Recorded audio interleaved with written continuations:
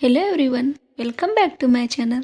आज की कहानी हमारी लोमड़ी और मोर की। एक लोमड़ी जंगल में घूम रही थी और तभी उसने देखा कि एक पेड़ की ऊंची डाली पर एक सुंदर सा मोर बैठा हुआ था। लोमड़ी ने सोचा कि किस प्रकार इस मोर को अपना आहार बनाया जाए। वह जानती थी कि मोर को मारने के लिए वह उस पेड़ पर नहीं चढ़ पाएगी। तब लोमड़ी ने अपनी चतुराई दिखाते हुए बोला कि अरे तुम इस पेड़ पर क्यों बैठे हुए हो? क्या तुम्हें पता नहीं कि आज हुई जानवरों की सभा में यह निर्णय हुआ है कि कोई भी जानवर या पंछी किसी दूसरे को शिकार के लिए नहीं मारेगा। बड़ी मछली छोटी मछली को खा सकती है, ऐसे नियम अब नहीं चलेगा। मोर ने नेहले पर दहला मारते हुए उसे जवाब दिया कि इसका मतलब तो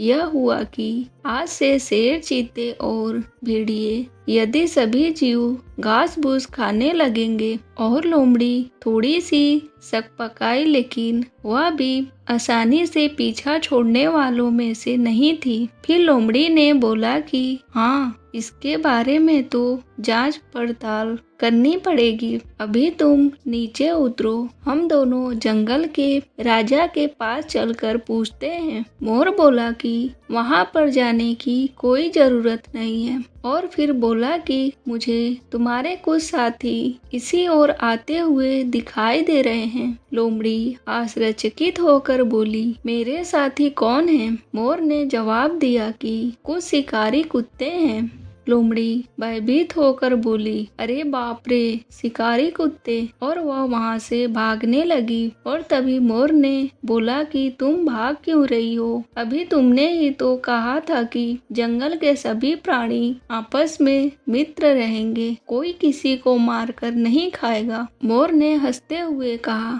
और फिर लोमड़ी ने भागते हुए बोली कि शिकारी कुत्ते शायद उस सभा में मौजूद नहीं थे, उन्हें मालूम नहीं होगा। इतना कहते हुए लोमड़ी वहां से भाग निकली। मुसीबत के समय अपना विवेक ना खोएं और बुद्धि से काम लें। हेलो, आगे और भी ऐसी कहानियां देखने के लिए प्लीज मेरे चैनल को सब्सक्राइब करें। बाय।